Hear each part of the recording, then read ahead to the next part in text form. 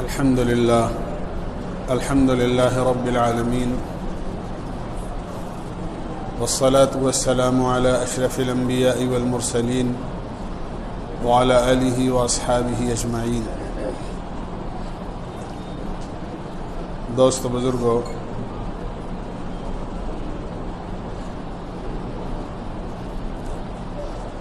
قرآن کریم کی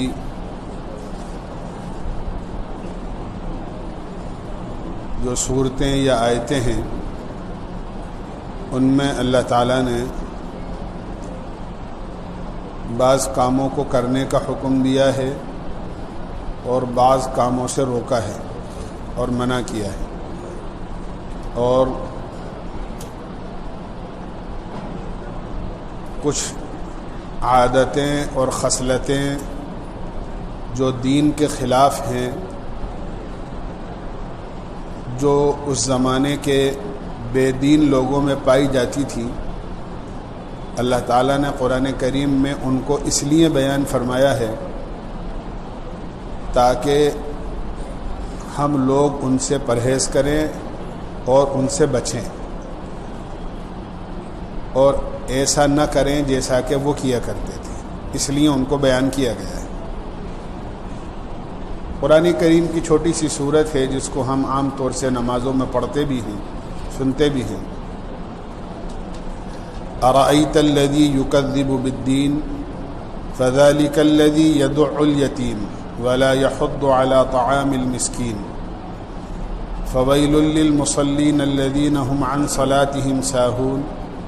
الذین هم یراؤون ویمنعون الماعون۔ اس صورت میں اللہ تعالیٰ نے 6 ایسی خصلتیں جو اس زمانے میں کفار اور منافقین میں پائی جاتی تھیں وہ بیان فرمائی ہیں، اس لیے تاکہ ایمان والے ان تمام چیزوں سے اپنے آپ کو محفوظ رکھیں اور اپنے آپ کو بچائیں۔ سب سے پہلی چیز بیان کی ہے ارأیت الذی یکذب بالدین، کیا آپ نے ایسے آدمی کو نہیں دیکھا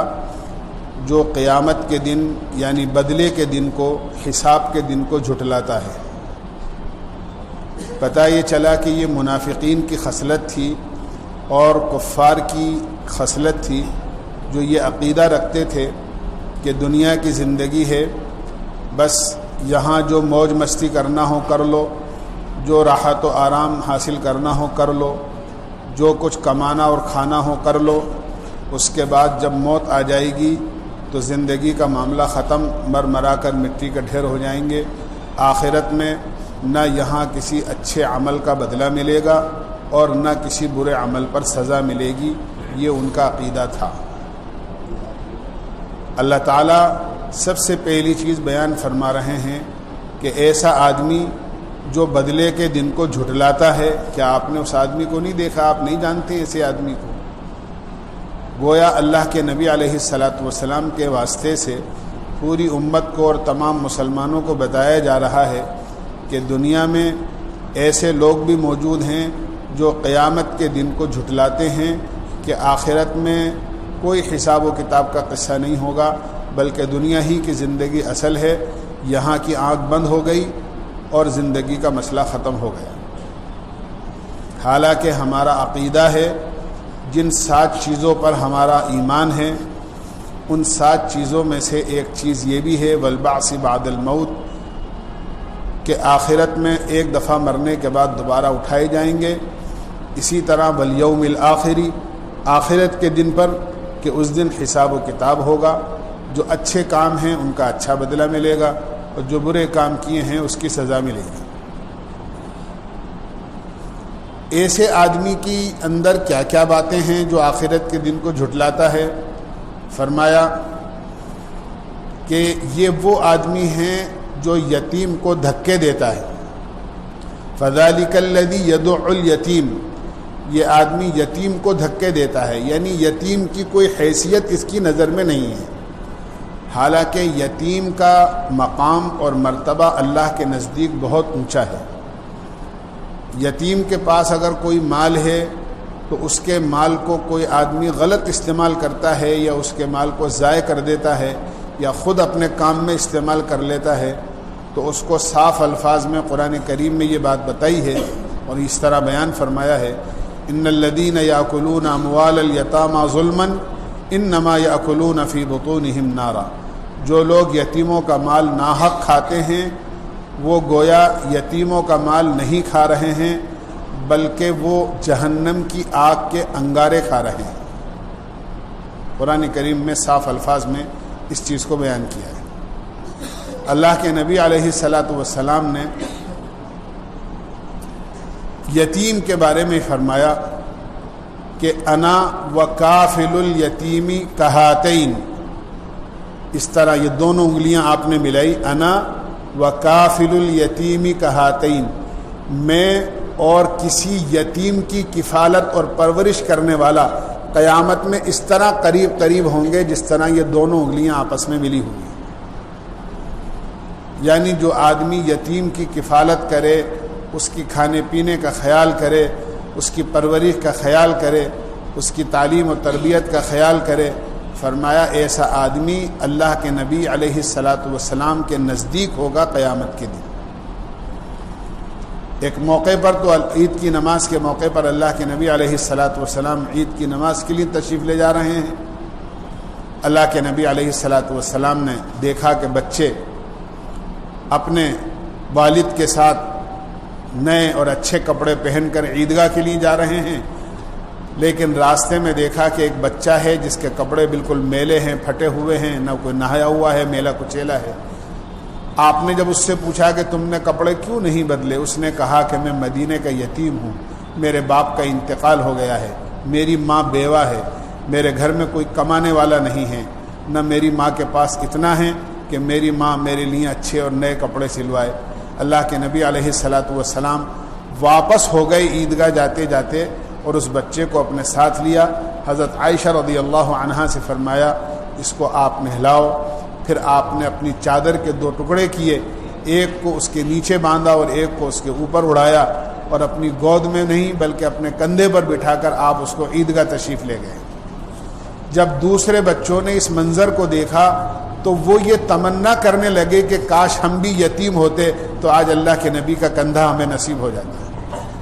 آپ ممبر پر تشریف فرما ہوئے خطبہ دینے کے لیے، وہ بچہ نیچے بیٹھنے لگا تو آپ نے فرمایا بیٹا آج نیچے نہیں بیٹھو گے، آج تم میرے ساتھ ممبر پر بیٹھو گے، اور آپ نے اس بچے کو اپنے ساتھ ممبر پر بٹھایا، اور بٹھانے کے بعد آپ نے خطبہ دیا اور پھر لوگوں کو مخاطب کر کے یہی کہا جس طرح یہ یتیم آج میرے ساتھ ممبر کے اوپر ہے، کل قیامت میں یتیم کی کفالت کرنے والا میں اور وہ دونوں اسی طرح برابر برابر ہوں گے۔ تو یہ مسلمان کی اور مومن کی صفت ہے کہ وہ یتیم کا دھیان رکھتا ہے، لیکن منافق اور کافر کی یہ صفت بتائی کہ یہ اس زمانے کے اندر یتیموں کو دھکا دے دیا کرتے ہیں۔ فَذَلِكَ الَّذِي يَدُعُّ الْيَتِيمَ کہ یتیموں کا خیال نہیں کیا کرتے تھے۔ اسی طرح فرمایا وَلَا يَحُضُّ عَلَى طَعَامِ الْمِسْكِينِ، تیسری خصلت اس زمانے میں منافقین اور کفار میں یہ تھی کہ کنجوسی کی آخری حد کہ بجائے اس کے کہ آدمی اپنی ذات سے اپنے مال میں سے کسی غریب کو، مسکین کو، کسی ضرورت مند کو، کسی محتاج کو آدمی کچھ کھلائے کچھ پلائے،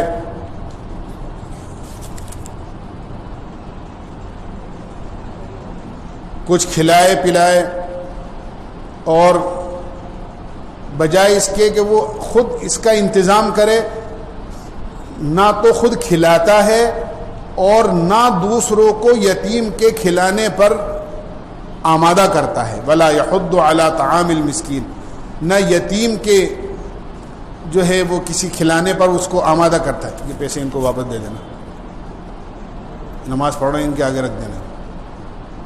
یہ کوئی طریقہ ہوتا ہے؟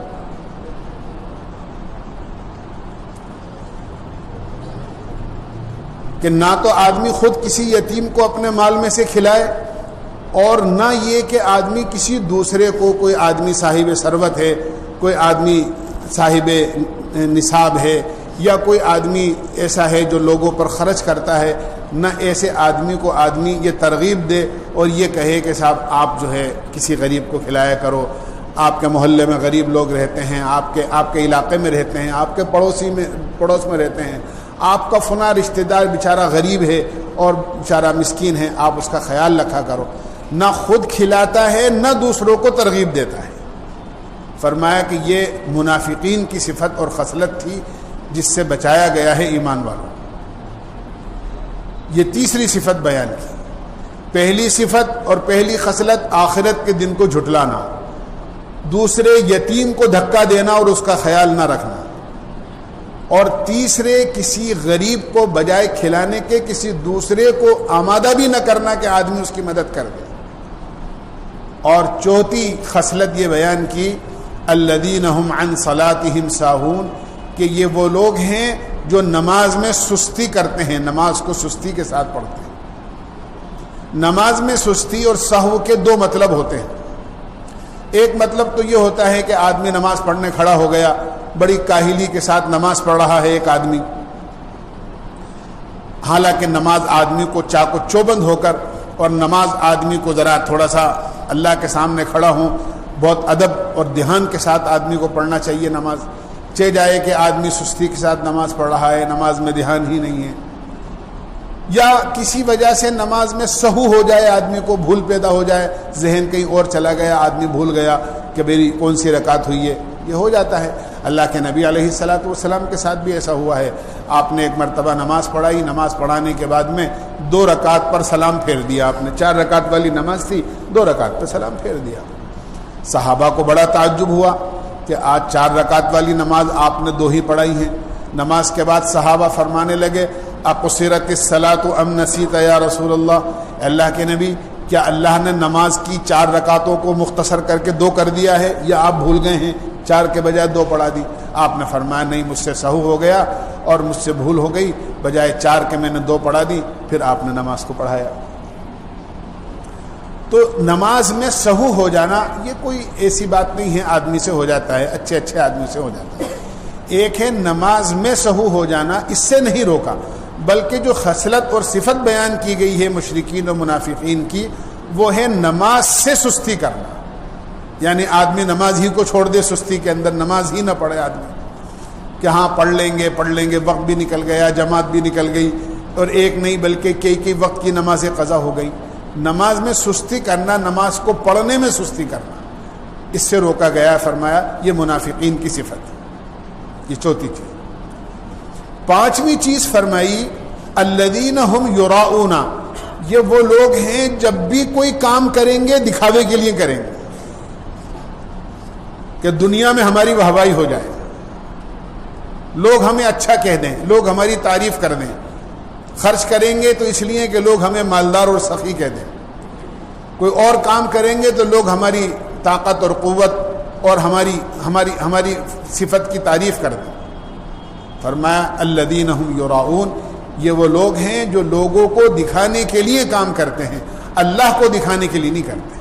اللہ اس عمل کو قبول کرتا ہے جو اللہ کو دکھانے کے لیے کیا جائے، اللہ اس عمل کو ہرگز قبول نہیں کرتا جو دنیا کو دکھانے کے لیے کیا جاتا ہے، یہ اللہ کا معاملہ ہے۔ اسی لیے حدیث پاک میں آتا ہے، حدیث قدسی میں ہے، انا اغنی الشرکاء، میں اپنے تمام شریکوں سے بالکل مستغنی ہوں۔ اگر آدمی کسی عمل میں اور کسی کام میں اللہ کے ساتھ اللہ کے علاوہ مخلوق کو شریک کر لیتا ہے، قیامت میں اللہ تعالیٰ اس پورے عمل کو اپنے شریک کے لیے چھوڑ دیں گے، اور عمل کرنے والے سے کہہ دیں گے کہ جا تو اپنا بدلہ اسی سے لے لے جس کے لیے تو نے یہ کام کیا تھا۔ آخرت میں اللہ کے خزانے کے علاوہ کسی کے پاس کچھ نہیں ہوگا، سب محتاج ہوں گے، نفسی کے عالم میں ہوں گے، کوئی کسی کو بدلہ نہیں دے گا۔ اللہ اسی عمل کا بدلہ دیں گے جو عمل آدمی اللہ ہی کے لیے کرے گا۔ تو فرمایا یہ منافقین کی صفت ہے کہ الذین هم یراؤون، جب وہ کوئی کام اور عمل کرتے ہیں تو لوگوں کو دکھانے کے لیے کرتے ہیں، تاکہ لوگ ہماری واہوائی کر دیں، لوگ ہماری تعریف کرتے ہیں۔ میں نے عرض کیا اس کی بہت ساری مثالیں ہیں۔ کئی لوگ کمرہ بنواتے ہیں، بھئی نام لکھ دیں فلاں صاحب نے بنوایا ہے، فلاں صاحب کے ایصال ثواب کے لیے ہوا ہے، پتہ چل جائے کہ ہاں صاحب یہ فلاں صاحب کے بچوں نے بنوایا ہے۔ قرآن کی پیٹی بھی مسجد میں دیتے ہیں تو نام لکھتے ہیں مرحوم فلاں صاحب کے لیے، تاکہ پتہ لگ جائے فلاں صاحب کے بچوں نے، ان کے رشتہ داروں نے دی۔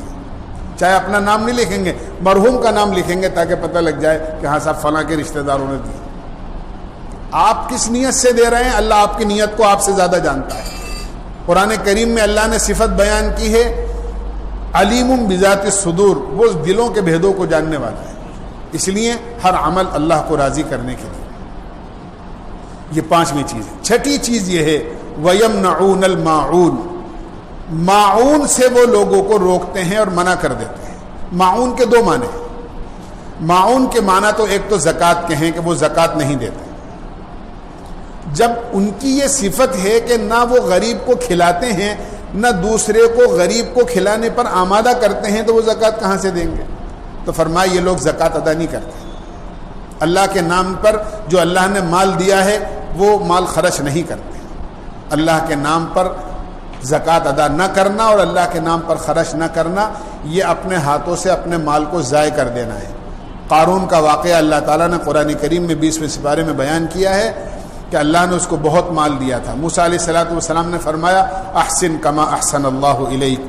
تو بھی اللہ کے بندوں پر احسان کر جس طرح اللہ نے تجھ پر احسان کیا ہے، اپنے مال کی زکوٰۃ ادا کر۔ تو کہنے لگا کہ اللہ نے نہیں دیا ہے، یہ تو میں نے اپنے ہنر سے کمایا ہے، اوتیتہ علی علم عندی، یہ تو میں نے اپنے ہنر اور اپنے فن سے کمایا ہے۔ پھر اللہ نے اس عمل کی یہ سزا دی اس کو زکوٰۃ ادا نہ کرنے کی کہ اس کے مال سمیت اس کو زمین میں دھسا دیا، فخسفنا بہ وبدارہ الارض، اللہ نے مال سمیت اس کو زمین میں دھسا دیا۔ تو یہ اپنی ہلاکت کا پیش خیمہ ہے کہ آدمی اللہ کے فریضے زکوٰۃ کو ادا کرنے سے آدمی گریز کرے اور آدمی زکوٰۃ ادا نہ کرے۔ پہلے معنی تو یہ ہے۔ دوسرے معنی معون کے یہ معنی ہے کہ جو گھر میں معمولی چیزیں ہوتی ہیں جو عام طور سے ایک دوسرے سے مانگ کر استعمال کر لیتا ہے، آدمی اتنی بخیلی اور اتنی کنجوسی کرے کہ پڑوسی کو یا کسی مانگنے والے کو ایسی چیزیں بھی نہ دے۔ مثلا آدمی کو کسی گھر میں پڑوسی ہے، گھر میں نمک کی ضرورت پیش آگے بھی ذرا سا نمک دے دینا، آدمی نمک بھی نہ دے کسی کو۔ پہلے زمانے میں چولہے جلتے تھے، بھائی ماچس نہیں ہے، بازار سے کوئی لانے والا نہیں ہے، تمہارا چولہا جل رہا ہے، بھائی ذرا سی آگ جلا کر ایک کپڑے کے اندر ایک لکڑی میں آگ جلا کے دے دو تاکہ میرا چولہا بھی جل جائے، اور آدمی صحیح منع کر دے کہ نہیں صاحب مجھے تو آگ بھی نہیں دینا۔ حدیث پاک میں آتا ہے اگر کسی نے تمہارے چولہے سے آگ مانگی اور تم نے آگ دے دی تو اس کے گھر میں اس آگ پر جو تم نے دی ہے جتنا کھانا بنے گا اور جتنے لوگ کھانا کھائیں گے اتنا صدقہ کرنے کا ثواب تمہارے اعمال نامے میں لکھا جائے گا۔ اگر تم نے کسی کو نمک کی چٹکی دے دی اور اس نمک کی چٹکی سے اس کی ہنڈیا یا اس کا سالن مزیدار ہو گیا کہ نمک نہیں تھا اس کے اندر، بے مزہ اور بد مزہ تھا، تو اللہ اتنا ہی سالن صدقہ کرنے کا ثواب تمہارے اعمال نامے میں لکھ دے۔ تو جو معمولی چیزیں ہوتی ہیں، کسی سے توا مانگ لیا، کسی سے پرات مانگ لی، کسی سے اوپر چڑھنے کے لیے کوئی سیڑھی مانگ لی، کسی سے کوئی قریب میں مہمان آ گئے آپ سے دری مانگ لی بچھانے کے لیے، کوئی چھوٹی چیزیں ہوتی ہیں جو ایک دوسرے سے مانگ کر استعمال کر لیتے ہیں ایک دوسرے۔ فرمایا یہ منافقین کی صفت ہے کہ یہ معمولی چیزوں کو بھی ایک دوسرے کو نہیں دیتے، منع کر دیتے ہیں۔ ان 6 چیزوں کو، آخرت کے دن کا انکار کرنا، یتیم کو دھتکار دینا، کسی غریب کے کھانے پر آمادہ نہ کرنا، اسی طرح نماز میں سستی کرنا، دکھاوے کے لیے سارے کام کرنا، اور معون معمولی چیزوں کے دینے لینے سے انکار کر دینا۔ فرمایا یہ منافقین اور کفار و مشرکین کی صفات اور خصلت میں سے ہیں۔ ایمان والوں کو اللہ تعالیٰ نے اس صورت میں ان 6 چیزوں کو بیان کر کے فرمایا خبردار تم ایسا کام مت کر لینا، اس لیے کہ یہ ایسی خصلتیں ہیں اگر تم نے اپنا لی تو پھر قیامت میں تمہارا حشر بھی انہی کے ساتھ ہوگا۔ اللہ ہم سب کی حفاظت فرمائے اور عمل کی توفیق نصیب فرمائے۔ سبحان اللہ و بحمدہ، سبحانک اللہم و بحمدک، ونشہد ان لا الہ الا انت، نستغفرک و نتوب۔